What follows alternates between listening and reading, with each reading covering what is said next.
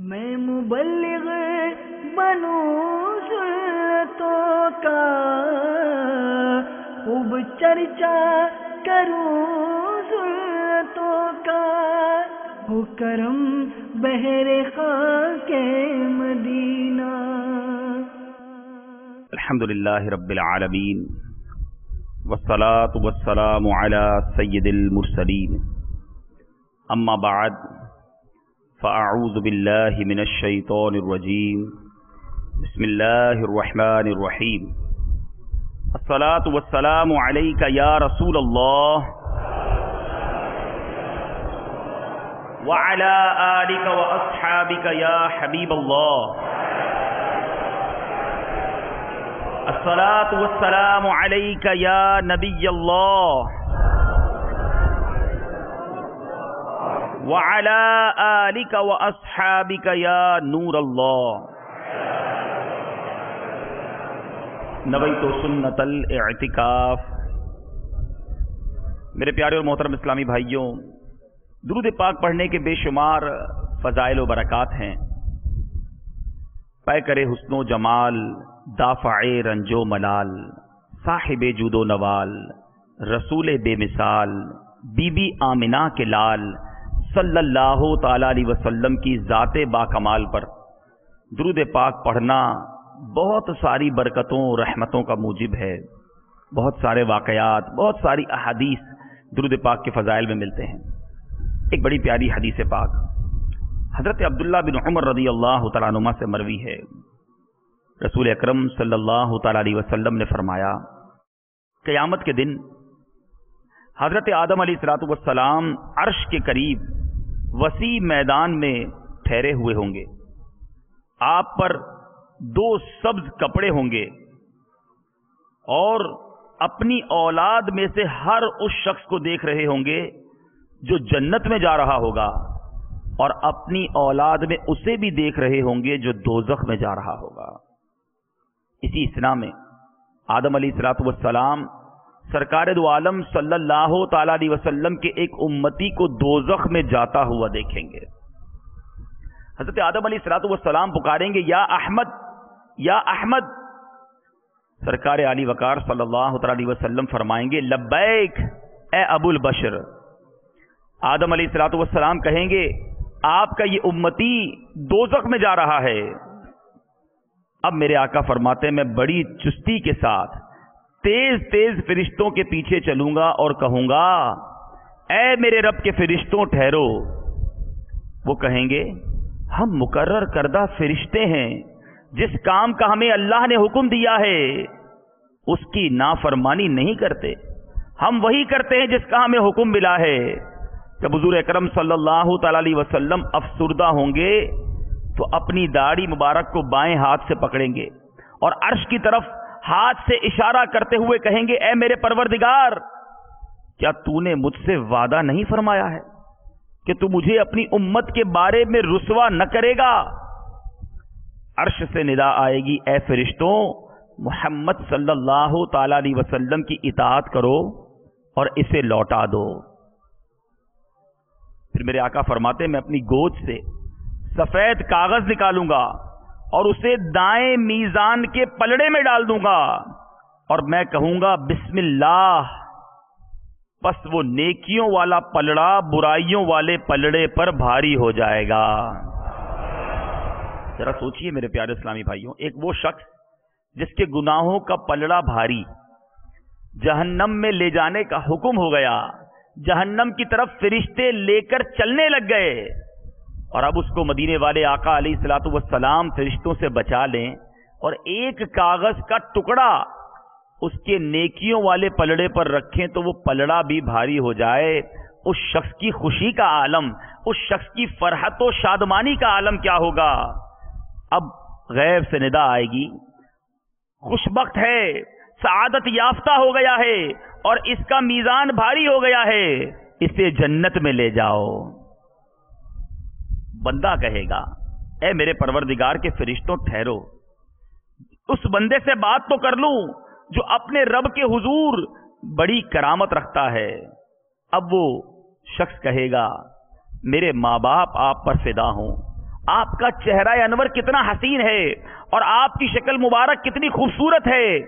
آپ نے میری لغزشوں کو معاف فرما دیا ہے اور میرے آنسوؤں پر رحم فرمایا. آپ کون ہیں؟ اب سرکار عالی وقار صلی اللہ تعالی علیہ وسلم فرمائیں گے میں تیرا نبی محمد صلی اللہ تعالی علیہ وسلم ہوں اور یہ تیرا وہ درود ہے جو تو مجھ پر بھیجتا تھا. اس نے تجھ کو پورا نفع پہنچایا جتنا کہ تجھے اس کی ضرورت تھی. میرے پیارے اور محترم اسلامی بھائیوں اور مدنی چینل کے ناظرین، ذرا سوچئے کہ درود پاک کتنی بڑی نعمت ہے. دنیا میں برکتیں، دنیا میں سعادتیں، دنیا میں مصیبتوں سے دوری، اور ساتھ ساتھ قیامت کے دن کتنا بڑا ساتھ ملا اس شخص کو درود پاک پڑھنے کی برکت سے. تو جب درود پاک ایسا پیارا ساتھی ہو، درود پاک مصیبت کے وقت کام آنے والا وظیفہ ہو، تو پھر اس درود پاک کو کیوں نہ اپنا ورد بنا لیا جائے، کیوں نہ سرکار عالی وقار صلی اللہ تعالی علیہ وسلم کی ذات والا تبار پر درود پاک پڑھنا اپنا ایسا وظیفہ بنایا جائے کہ فضول باتیں، ادھر ادھر کی باتیں اور جناب وقت ضائع کرنے کی بجائے ہماری زبان ذکر و درود سے تر رہے.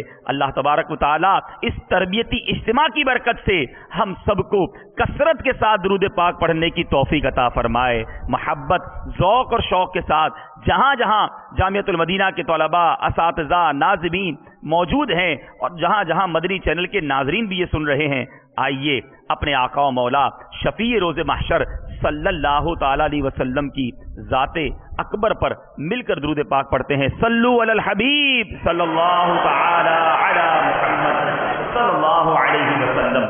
میرے پیارے اسلامی بھائیو، بات چلی تھی، گفتگو ہم نے کی میدان محشر کی اور ایک خوش نصیب کی کہ جس کو سرکار عالی وقار صلی اللہ تعالی علیہ وسلم کی اس حوالے سے شفاعت نصیب ہو گئی اور اس کا بیڑا پار ہو گیا.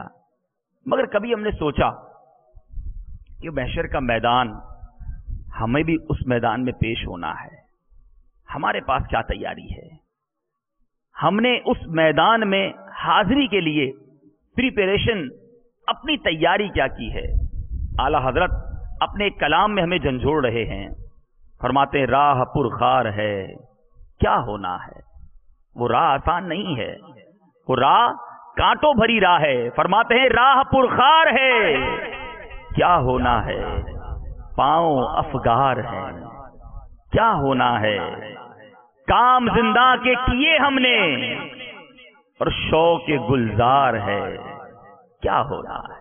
کام تو جیل میں جانے والے کیے ہیں، کام تو جہنم میں جانے والے کیے ہیں، اور دل میں تمنا جنت میں جانے کی ہے، گلزار میں جانے کی ہے. پھر کیا ہوگا؟ فرماتے ہیں کام زندہ کے کیے ہم نے، شوق گلزار ہے کیا ہونا ہے. آج تو یہاں کسی کے آگے آرگیومنٹ کر لیتے ہیں. ناظم صاحب کو، استاد صاحب کو کوئی غلطی ہوتی ہے تو کچھ نہ کچھ ہیلا بہانہ کر کے راضی کرنے کی کوشش کر لیتے ہیں، بات بنا لیتے ہیں. پروردگار کی بارگاہ میں کوئی ایکسکیوز، کوئی بات بنانے کی مجال نہیں ہوگی. اس لیے نہیں کر سکا، یہ وجہ تھی، اس لیے یہ غلطی ہو گئی. میرے پیارے اسلامی بھائیوں، اعلیٰ حضرت لکھتے ہیں وہاں نہیں بات بنانے کی مجال، وہاں نہیں بات بنانے کی مجال، چارہ اقرار ہے کیا ہونا ہے. کل تو دیدار کا دن اور یہاں، ارے اس دن تو آقا کا دیدار بھی ہوگا، اس دن تو انبیاء کا دیدار ہوگا، اس دن اولیاء کرام کا دیدار نصیب ہوگا. مگر کیا آنکھ اس قابل ہے؟ اعلیٰ حضرت جھنجھوڑ رہے ہیں کل تو دیدار کا دن اور یہاں آنکھ بیکار ہے کیا ہونا ہے. چھپ کے لوگوں سے کیے جس کے گناہ، چھپ کے لوگوں سے کیے جس کے گناہ، وہ خبردار ہے کیا ہونا ہے. آج تو کوئی ہماری غلطی نہ دیکھ سکے، کوئی گناہ نہ دیکھے، دروازے بند کر کر کے رات کے اندھیروں میں چھپ چھپ کر گناہ کیے، وہ خبردار ہے. رب کی بارگاہ میں ہر چیز کا اظہار ہے. اعلیٰ حضرت کہتے ہیں چھپ کے لوگوں سے کیے جس کے گناہ، وہ خبردار ہے کیا ہونا ہے. اے میرے پیارے اور محترم اسلامی بھائیوں، بہت زبردست یہ کلام لکھنے کے بعد اعلیٰ حضرت تسلی بھی دے رہے ہیں کہ مایوس مت ہو، توبہ کر لو، رب کی رحمت سے کبھی امید رکھو، رب کی رحمت کا دامن تھام لو۔ پھر فرماتے ہیں کیوں رضا کڑتے ہو ہنستے اٹھو، کیوں رضا کڑتے ہو ہنستے اٹھو، جب وہ غفار ہے کیا ہونا ہے۔ تو میرے پیارے اور محترم اسلامی بھائیوں، ٹھیک ہے ہم آئے جامعۃ المدینہ میں پڑھنے کے لیے ہیں، ہم آئے جامعۃ المدینہ میں علم حاصل کرنے ہیں، ہم آئے جامعۃ المدینہ میں عالم دین بننے کے لیے ہیں، مگر میرے پیارے اور محترم اسلامی بھائیوں کہیں ایسا تو نہیں کہ علم دین حاصل کرنے کی سٹرگل میں، علم دین حاصل کرنے کی کوشش میں، علم دین ہی کے پیچھے بڑی اچھی بات ہے محنت کرتے کرتے، لیکن کہیں ایسا تو نہیں کہ ہم عمل کی دنیا سے دور ہوتے جا رہے ہیں۔ اگر جامعہ میں رہ کر بھی میرا عمل کمزور ہے، اگر جامعۃ المدینہ میں رہ کر بھی میرے گناہوں کا سلسلہ جاری ہے، تو میرے پیارے اسلامی بھائیوں پھر میں کس طرف جا رہا ہوں؟ اس تربیتی اجتماع میں ہمیں عمل کا جام بھی پلانے کی کوشش کی جائے گی، ہمیں با عمل عالم دین بننا ہے۔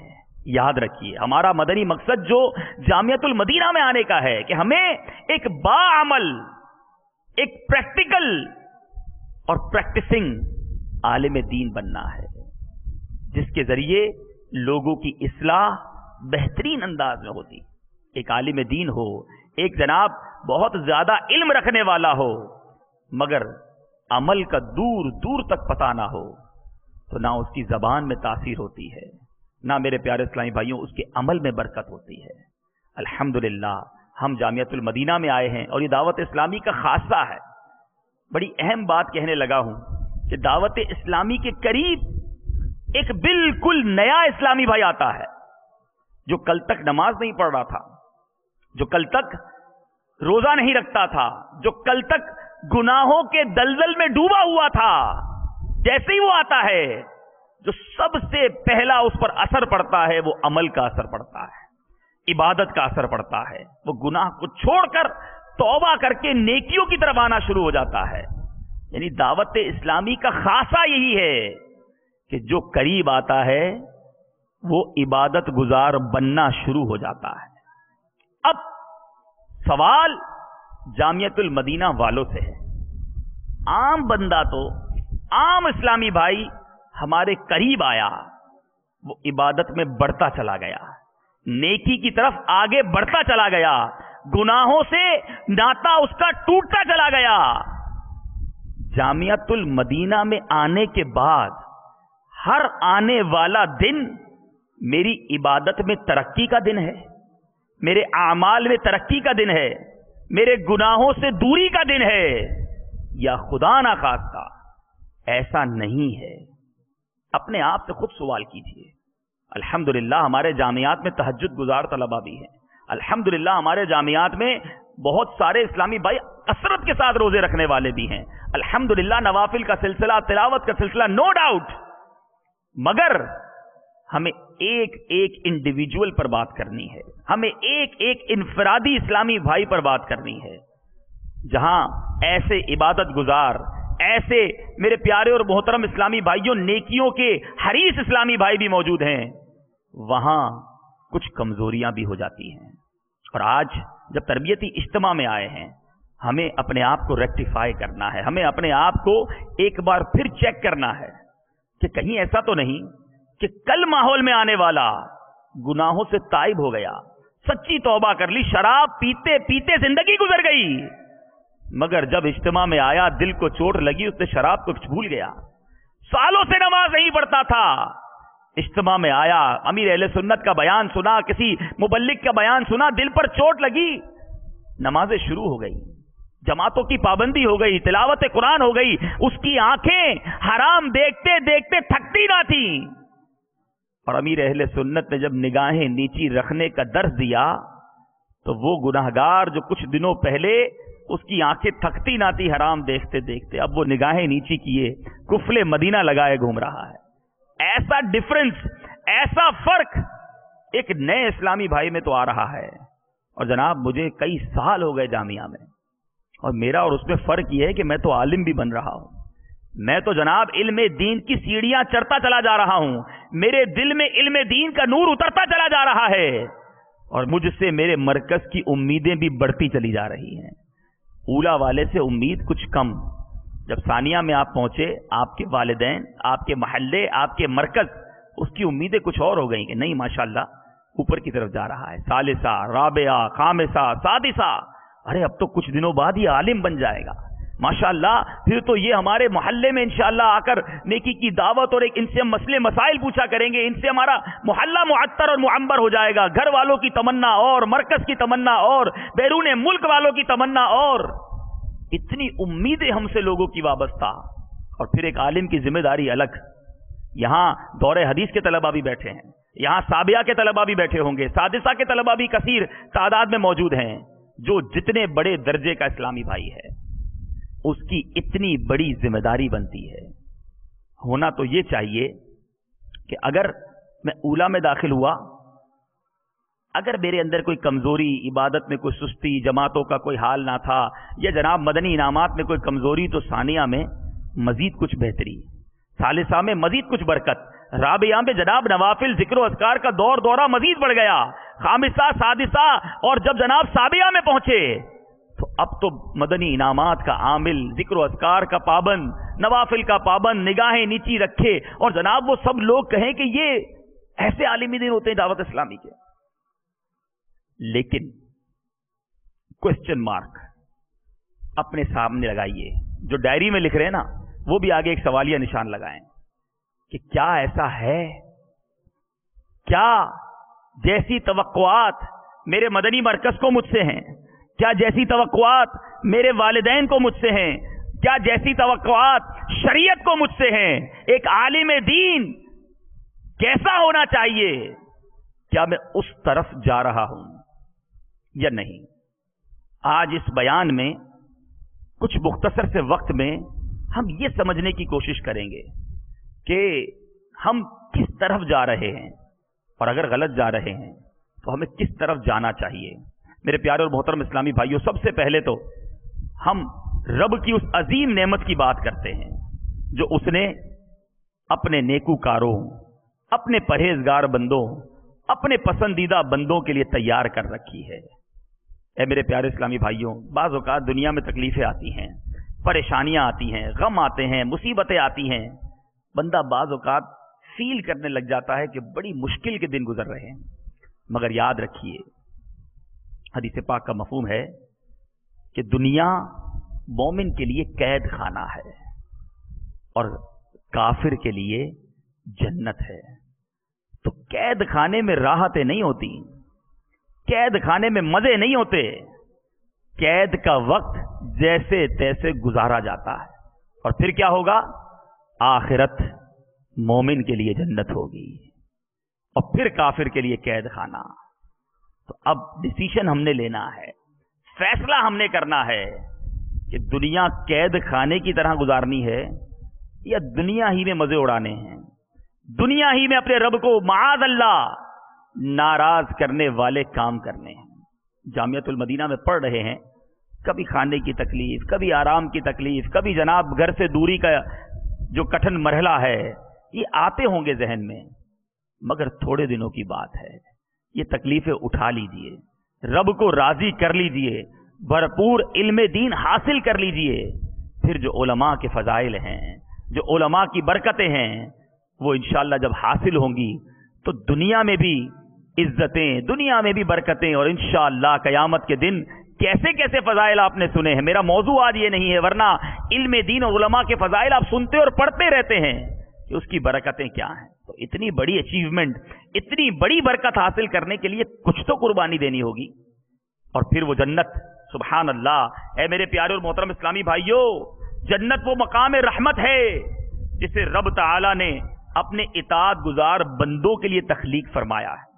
جنت کا نام زبان پر آتے ہی ہمارے دل و دماغ میں ایک سرور کی عجیب سی کیفیت طاری ہو جاتی ہے۔ جنت کس چیز سے بنائی گئی ہے، اس کا موسم کیسا ہوگا، اور داخل جنت ہونے والے خوش نصیبوں کو کیسی کیسی نعمتوں سے نوازا جائے گا۔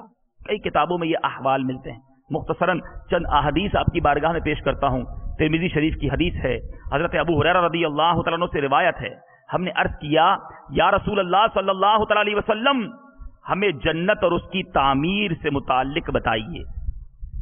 تو آپ نے ارشاد فرمایا اس کی ایک اینٹ سونے کی اور ایک چاندی کی ہے, اور اس کا گارا مشک کا ہے, اور اس کی کنکریاں موتی اور یاقوت کی ہیں, اور اس کی مٹی زعفران کی ہے.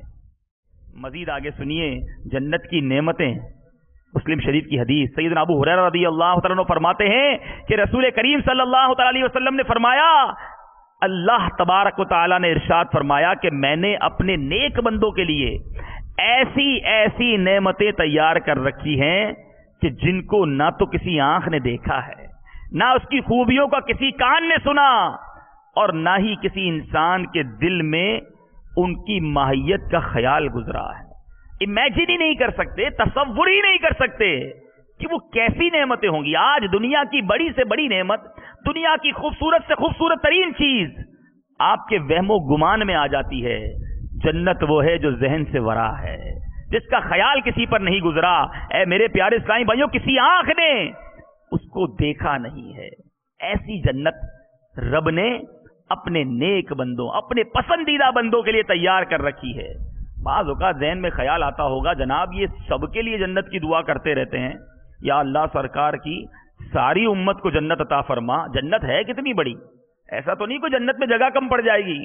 سنیے سنیے, ترمذی شریف کی حدیث ہے, حضرت سیدنا عبادہ بن صامت رضی اللہ تعالیٰ عنہ روایت کرتے ہیں کہ رحمت کونین صلی اللہ تعالی علیہ وسلم نے ارشاد فرمایا جنت میں 100 منزلیں ہیں, اور ان میں سے ہر 2 منزلوں کے درمیان اتنا فاصلہ ہے جتنا زمین و آسمان کے درمیان فاصلہ ہے.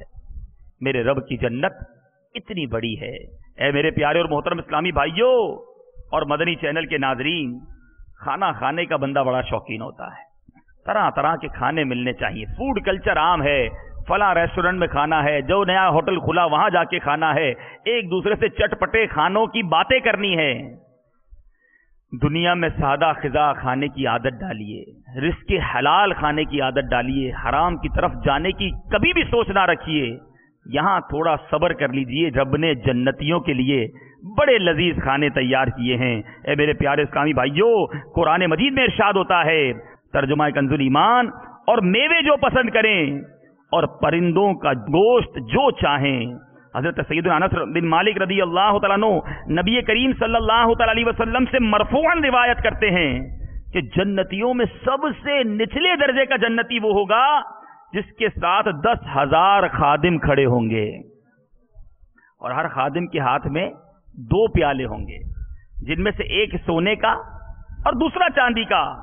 ہر پیالے میں کھانے کی ایک قسم ہوگی جو دوسرے میں نہ ہوگی, اور اس کے آخر سے بھی اس طرح کھائے گا جس طرح اس کے شروع سے کھائے گا. آج کو لذیذ سے لذیذ کھانا سامنے رکھ دیا جائے, شروع میں بڑا اچھا لگتا ہے, مگر جب پیٹ بھرنے والا ہو اب اس کا مزہ ختم ہونا شروع ہو جاتا ہے. پھر کہیں جناب اور کھائیے, کہتے نہیں اب پیٹ بھر گیا اب نہیں کھانا. ارے اور کھائیے, نہیں اب نہیں کھا سکتا. جنتی جس طرح پہلا لقمہ کھاتے وقت مزہ اٹھائے گا, اس کے آخری لقمے تک اس کو اسی طرح کا لطف آتا رہے گا. اور میرے پیارے اسلامی بھائیوں, ہر پیالے کے اندر مزہ جدا ہوگا. اے میرے پیارے اور محترم اسلامی بھائیوں, یہ جنت کی جو باتیں ہیں کس طرح دل میں سرور پیدا کر رہی ہیں. آج دنیا میں ایک اور بڑی چیز کو نوٹیفائی کیا جاتا ہے, غور کیا جاتا ہے کہ موسم کس جگہ کا اچھا ہے. فلاں ملک چلنا ہے, وہاں کا موسم بڑا اچھا ہے. فلاں شہر چلو, وہاں جناب موسم بڑا اچھا ہوتا ہے, ویدر بڑا اچھا ہوتا ہے. جنت کا موسم کیسا ہوگا؟ اللہ اللہ. میرے پیارے اسلامی بھائیوں, جنت میں دنیا کی مثل گرمی یا سردی کی شدت کا سامنا نہیں ہوگا, بلکہ اس میں انتہائی خوشگوار اور معتدل موسم ہوگا. قرآن حکیم میں ہے, ترجمہ کنز ایمان, نہ اس میں دھوپ دیکھیں گے نہ ٹھٹر, نہ سخت سردی دیکھیں گے, ایک معتدل, ایک ماڈریٹ کلائمیٹ ہوگا. اے میرے پیارے اور محترم اسلامی بھائیوں, جنت کا دنیا میں برائی کرنے کا ایک اور بڑا ذریعہ غیر محرم عورتوں کو تکنا اور اس طرح کی خواہشات رکھنا, بدکاری کی طرف مسلمان کا چلے جانا, برے افعال کی طرف اپنے آپ کو لے جانا. تھوڑا صبر کر لیجئے, تھوڑی تو زندگی ہے, حلال ذرائع جو رب نے عطا کیے ہیں اس کو اپنانے کی کوشش کیجیے. حرام کی طرف نہ اپنی آنکھوں کو اٹھنے دیجیے نہ اپنے قدم اٹھنے دیجیے. یہ تھوڑا عرصہ صبر میں گزار لیں گے تو میرے پیارے اسلامی بھائیوں رب نے جنتیوں کے لیے حوریں تیار کی ہیں. قرآن مجید میں ارشاد ہوتا ہے ترجمہ کنز الایمان، اور ان جنتیوں کے پاس وہ بیویاں ہیں کہ اپنے شوہر کے سوا اور کسی کی طرف آنکھ نہیں اٹھاتی. ایک عمر کی یہ ہے وہ جس کا تمہیں وعدہ دیا جاتا ہے. حساب کے دن بے شک یہ ہمارا رزق ہے، کبھی ختم نہ ہوگا. حضرت سیدنا ابو سعید رضی اللہ تعالیٰ عنہ روایت کرتے ہیں کہ سرور کونین صلی اللہ تعالیٰ علیہ وسلم نے ارشاد فرمایا سب سے ادنا جنتی کو 80,000 خادم اور 72 حوریں دی جائیں گی. اب میرے پیارے اسلامی بھائیوں یہ ساری باتیں سننے کے بعد ذہن بن رہا ہوگا کہ ہم بھی جنت میں جائیں، جنت سے محروم نہ کیے جائیں. اور جنتیوں کے لیے جو سب سے بڑا انعام ہوگا وہ کیا ہوگا؟ حضرت سیدنا ابو سعید خدری رضی اللہ تعالیٰ عنہ سے روایت ہے کہ رسول اکرم صلی اللہ تعالیٰ علیہ وسلم نے فرمایا بے شک اللہ عز و جل اہل جنت سے فرمائے گا اے جنتیوں، تو وہ عرض کریں گے اے ہمارے رب ہم حاضر ہیں اور بھلائی تو تیرے ہی دستے قدرت میں ہے. اللہ تعالیٰ فرمائے گا کیا تم راضی ہو؟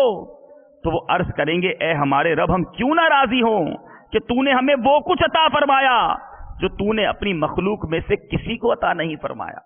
تو اللہ عز و جل فرمائے گا میں تمہیں اس سے بھی افضل نعمت نہ عطا فرماؤں؟ وہ عرض کریں گے اس سے افضل شے کون سی ہوگی؟ تو اللہ عز و جل فرمائے گا میں تمہیں اپنی رضا سونپتا ہوں، لہذا آج کے بعد کبھی تم سے ناراض نہ ہوں گا. یعنی رب کی دائمی رضا، ہمیشہ ہمیشہ رب کی رضا حاصل ہو جائے گی. میرے پیارے اسلامی بھائیوں پھر رب کا دیدار بھی عطا کیا جائے گا. جنت کی نعمتیں اتنی کہ اسی پر بیان کرتے چلے جائیں تو وقت ختم ہو سکتا ہے. مگر اب سوچنا یہ ہے آج اگر کسی کو کہا جائے 2-4 سال ذرا مشکل کے گزار لو، تکلیف کے گزار لو، پھر اس کے بعد عیش و آرام کی زندگی ملے گی. لوگ اپنا وطن چھوڑ کے جاتے ہیں 5 سال کے لیے 10 سال کے لیے. کیوں جاتے ہیں؟ کہ چلو 2, 5, 10 سال محنت کر لیں گے پھر ساری زندگی مزے اڑائیں گے، پھر پیسے بن جائیں گے تو جناب زندگی میں بڑا اچھا برائٹ فیوچر بن جائے گا. آج کسی اسٹوڈنٹ سے پوچھیں وہ جناب بہت پڑھتا ہے کہ چلو بھائی یہ ڈگری حاصل ہو جائے گی 2-5 سال محنت کر لوں پھر آرام کی زندگی گزرے گی. دنیا میں یہ ذہن بن گیا کہ 2, 5, 10 سال کوشش کر لی جائے تاکہ اس کے بعد والی زندگی اچھی ہو جائے. مگر جنت میں جانے کے لیے رب کی رضا پانے کے لیے ذہن کیوں نہیں بنتا کہ آج اگر 50, 60, 70 سالہ زندگی میں کوشش کر لی جائے تو سینکڑوں ہزاروں سال جس قبر میں رہنے ہیں وہ اچھی ہو جائے، محشر کے دن کی سختی سے بچ جاؤں اور پھر ہمیشہ ابدی نعمتیں حاصل کرنے کے لیے جنت میرا مقام بن جائے. تو دنیا میں کوشش کرنی ہوگی، دنیا میں تکلیف اٹھانی ہوگی، اپنے نفس کے خلاف چلنے کی کوشش اور عادت کرنی ہوگی، جب جا کے آخرت کی نعمتیں حاصل ہوں گی.